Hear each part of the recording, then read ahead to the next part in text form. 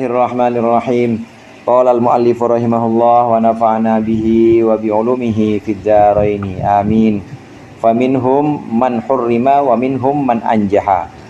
Wal munjihu lam yakhlu min dhullit talabi wa manah wa mahanatil ibtidali. Faminhum, maka sebagian dari mereka, man hurrima, ada orang yang dicegah. Cegah itu haram, itu kan artinya mencegah. Yang Allah mengharamkan maksudnya Allah mencegah. Dicegah maksudnya tidak memperoleh maksudnya. Wa minhum man anjaha. Sebagian dari mereka, man, ada orang anjaha yang berhasil. Wal munjihu, dan orang yang berhasil, sukses, lam yakhlu min dhullit talabi. Tidaklah dia sepi atau tidak akan bisa menghindar, maksudnya tidak sepi itu, min dhullit talabi, dari rendahnya permintaan, wa mahanatil ibtidali, dan hinanya ya, sama kerendahan, hinanya kerendahan, ibtidal. Ini idhofatil muradif ini. Jadi lafaz mahanah dengan lafaz ibtidal ya sama-sama arti rendah. Rendahnya ke hinanya kerendahan. Fasbahal fuqaha'u badan kanu matlubina talibina. Fasbaha, maka jadilah al fuqaha'u, ahli fikih atau ulama, badan kanu matlubina, setelah dia dahulu, kanu di sini dulu, setelah dia dahulu, matlubina, dicari-cari, itu tolibina, mencari-cari. Matlubina dulu diharapkan, sekarang tolibina mengharapkan. Wa ba'dan kanu aizzatan, dan setelah dulu mereka itu aizzatan, mulia-mulia, bil iradi, dengan cara berpaling, anis salatini, dari kekuasaan sultan-sultan, jadilah mereka adillatan, rendah, bil iqbali, dengan menghadap alaihim, kepada salatin, illa man waffaqahullahu ta'ala, kecuali orang waffaqah, yang memberikan taufik, huwa kan man, yang memberikan bimbingan akannya, siapa? Allahu ta'ala, Allah ta'ala, fi kulli asrin, dari setiap masa, min ulama idinillah, dari agama, dari ulama-ulamanya agama Allah. Pembahasan tentang ulama dan a'immah. A'immah ini jama dari imam. Kalau kita sebutannya sekarang umara. Dulu a'immah, imam. Emang Sayyidina Umar juga sudah disebut sebagai amir. Maka setelahnya juga Amirul Mukminin. Sebutannya jamanya amir, umara. 4 orang khulafaur rasyidin, Sayyidina Abu Bakar, Sayyidina Umar, Sayyidina Utsman, Sayyidina Ali, ini semuanya imam sekaligus juga alim. Semuanya itu umara dan ulama. Tapi generasi setelahnya ini jarang yang ada seperti ini. Ada yang ulama, ya alim tentang hukum-hukum Allah, tapi dia tidak mau di pemerintahan atau memang menjauhi pemerintahan kekuasaan, lebih memilih hidup untuk jauh dari dunia, jauh dari perebutan kursi kekuasaan. Jadi nggak mau ngurusin urusan dunia, karena memang urusan dunia semua itu memang ngatur-ngatur masyarakat, itu kan urusan dunia. Ada yang ulama atau alim tapi menjauhi urusan pemerintahan. Ada yang umara, ya memang politisi, memang politikus gitu, dia memerintah atau berkuasa di satu wilayah, tapi memang nggak alim. Akhirnya umara ini butuh pada orang alim.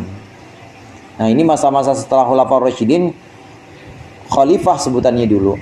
Umara ini benar-benar mencari-cari orang alim. Jadi orang alim dicari-cari, orang alim diburu, artinya diburu di sini dideketin supaya mau menjadi penasehat, mau diberikan jabatan, mau diberikan kekuasaan di bidang agama untuk memberikan fatwa.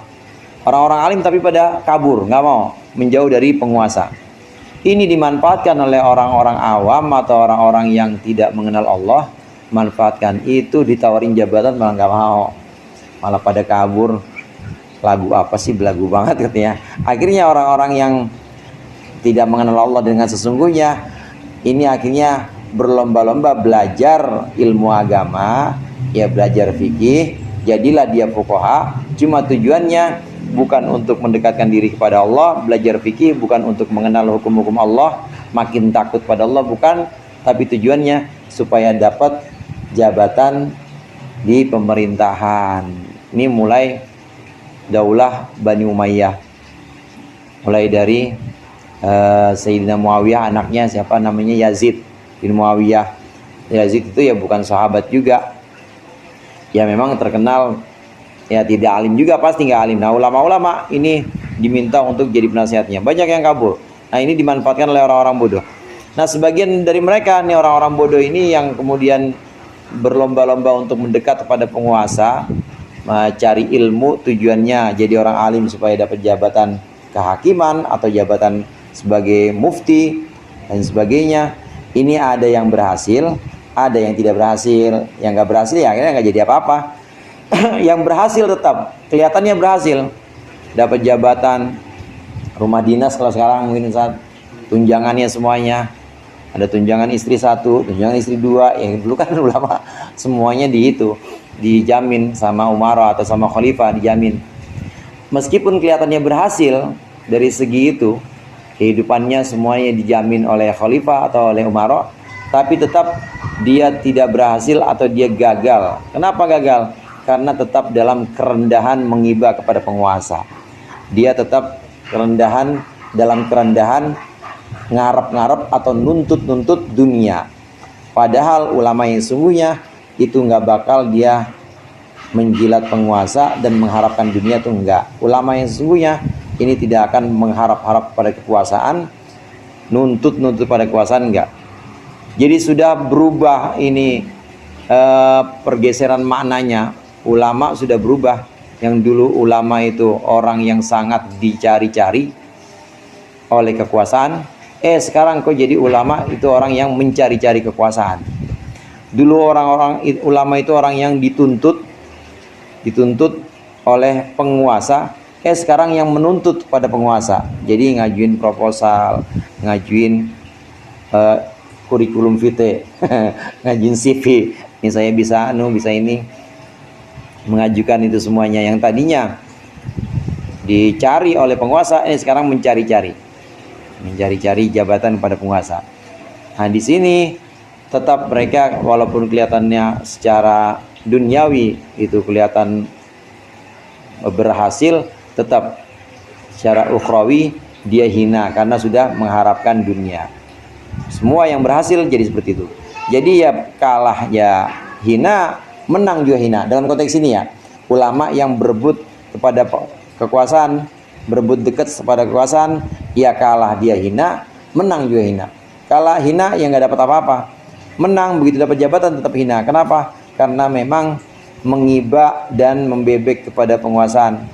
Karena kehinaan itu ketika seseorang menghormati orang lain atau takut pada orang lain karena dunianya, bukan karena ilmunya, tapi karena dunia. Kalau kepada umara atau kepada khalifah, jabatan politis, itu kan berarti kepada dunianya, maka sudah hilang sepertiga agamanya. Karena agama itu ada 3 macam. Ada adab kepada Allah, ada adab kepada Rasul, ada adab kepada makhluk.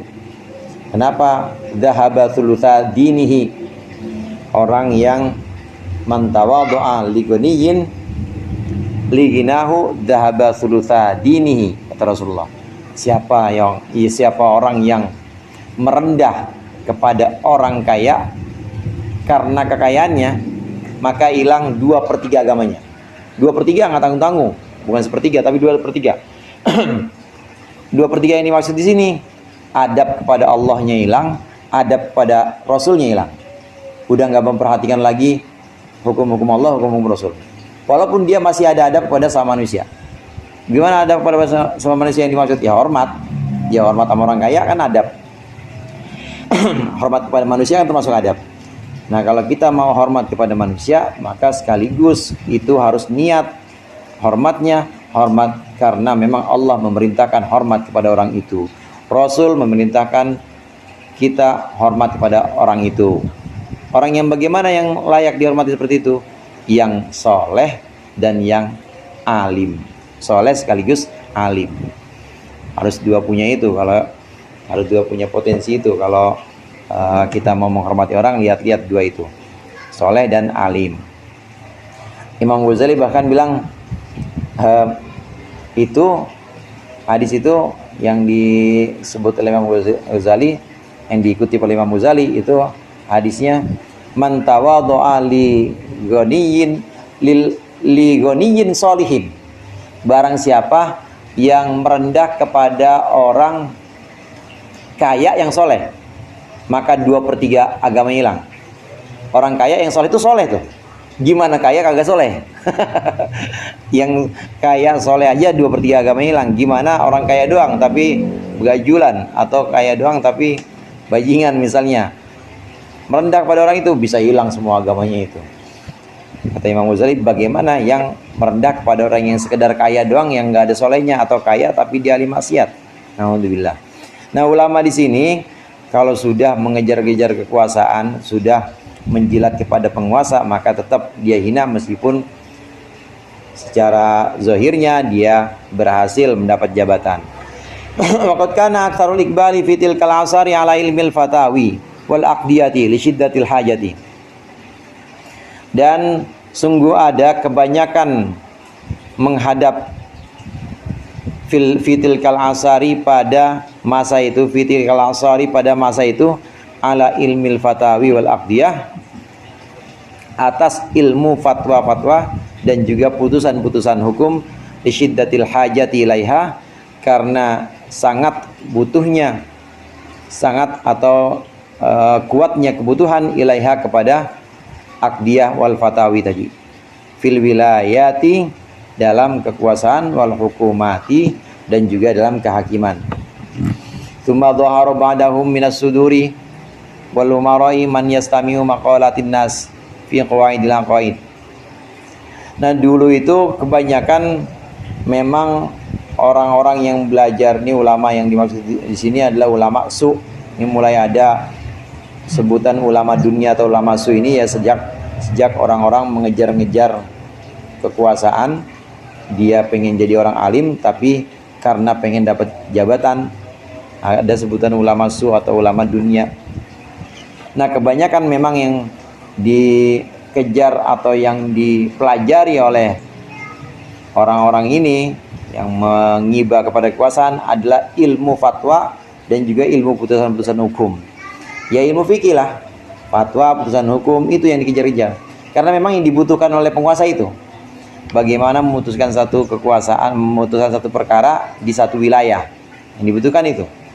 Maka mereka belajarnya yaitu ilmu-ilmu fikih. Jarang yang belajar ilmu hati, jarang yang belajar ilmu bagaimana menghilangkan sifat riya dari dalam diri, menghilangkan ujub, menghilangkan hasud dari diri. Jarang ada yang mau belajar begitu. Karena kalau belajar gitu justru berhenti jadinya. Nah, dia nggak bakal ngelanjutin lagi ambisi untuk mencari kekuasaan, nggak bakal. Ini yang dikritik oleh Imam Ghazali, dalam Ihya-nya. Seringkali Imam Ghazali mengkritik ulama-ulama yang hanya mempelajari ilmu dunia untuk kekuasaan saja. Oleh karena itu, di bab-bab sebelumnya kita juga membahas pembagian tentang ilmu yang sifatnya fardu ain, yang semua kita harus belajar. Kalau hubungannya dengan ilmu ibadah zahir, ya berarti ilmu sholat kita atau ilmu puasa itu fardu ain. Ilmu puasa Ramadan fardu ain.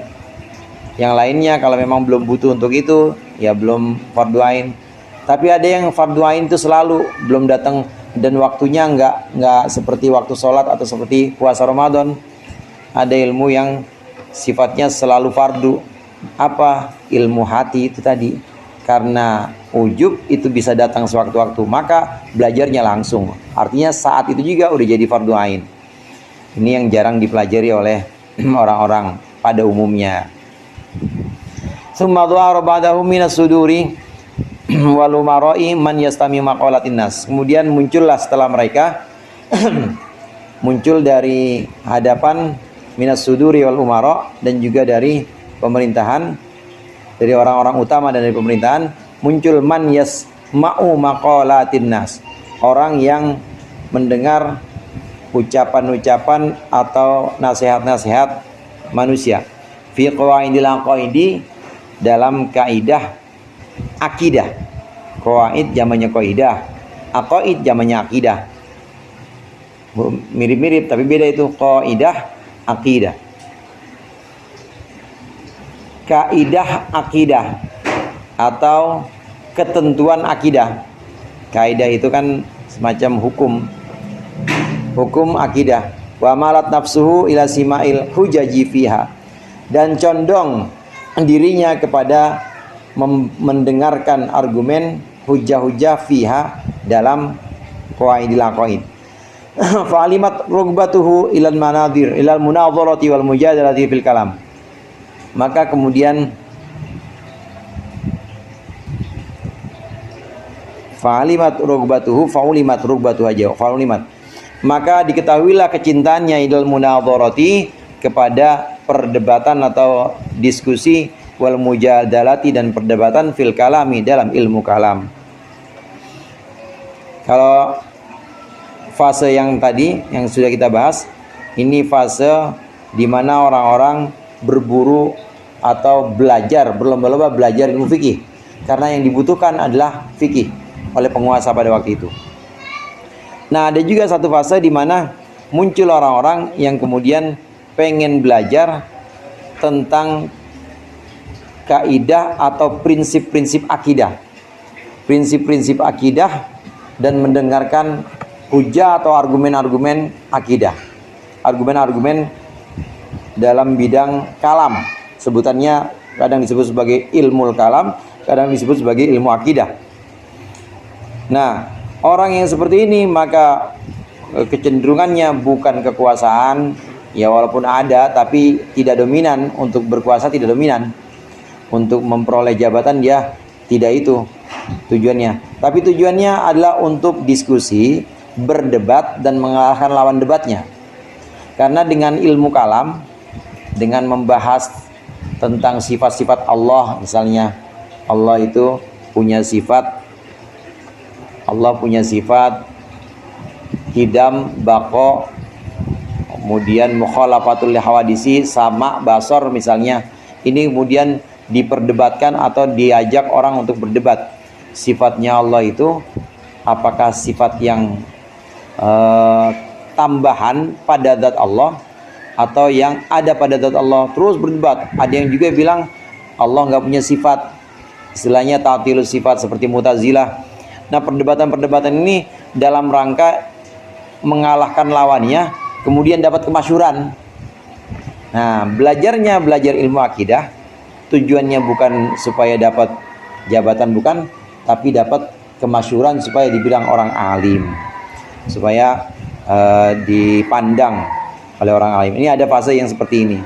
Ada fase di mana yang sedang dicari-cari atau yang sedang viral adalah ilmu akidah atau prinsip-prinsip akidah. Maka pada belajar ilmu kalam, belajar mantik untuk strategi mengalahkan lawan bicara. Fakaban nasu ala ilmil kalami waqtaru fihi tasanifa. Maka mengagungkan siapa nasu manusia, maka orang-orang mengagungkan ala ilmil kalami, atas ilmu kalam. Waqtaru fihi atasanifa. Dan mereka memperbanyak dalam ilmu kalam atasanifa, karangan-karangan. Warattabu fihi turuqal mujadalati. Dan mereka kemudian mengurutkan di dalam ilmu kalam turuqal mujadalati, metode atau jalan-jalan untuk mujadalah, untuk berdebat. Fastakhraju fununal munaqadati fil maqalat. Dan mereka mengeluarkan atau menciptakan fan-fan, cabang-cabang, ya, cabang-cabang munaqadat, kesalahan, kontro, tanaqud itu artinya sesuatu yang sifatnya kontras atau apa selain kontras, sesuatu yang sifatnya itu kontradiksi, betul ya, kontradiksi fil maqalat, dalam makalah-makalah atau dalam percakapan-percakapan, dalam nasihat-nasihat. Wa zamu anna garaduhum adzabuan dinillah. Mereka menduga bahwa tujuan mereka itu adzabuan dinillah adalah menguasai agama Allah, wan nidalu anis sunnah, dan juga berlari dari sunnah, waqam al mubtadi'ati, dan melawan ahli bid'ah, kama zama man qablahum, sebagaimana menduga orang sebelum mereka, anna gharadahum bil istighali bil fatawi, bahwa tujuan mereka sibuk dengan ilmu fatwa itu adalah ad-din, agama, fataqalluda ahkamil muslimin, dan mengikuti hukum-hukum orang Islam, isfaqan ala khalqillahi wa nasihatan lahum, karena sayang kepada makhluk Allah dan setia kepada mereka. Sama alasannya kalau kemarin yang berebut kekuasaan belajar fikih, alasannya karena manusia lagi butuh ini yang untuk menunjukkan orang-orang supaya jangan sesat, padahal tujuannya cuma kekuasaan. Ini orang yang sedang sibuk dengan ilmu kalam atau mengagungkan ilmu kalam, ini juga alasannya sama, bahwa ini untuk melawan orang-orang ahli bid'ah, ini untuk meninggikan agama Allah, padahal yang dicari cuma kemasyhuran. Nah, yang seperti ini banyak terselip dalam dorongan-dorongan kebaikan. Jadi kebaikan itu kadang-kadang juga di situ ada hawa nafsu juga. Wallahu a'lam bishawab. Al-Fatihah.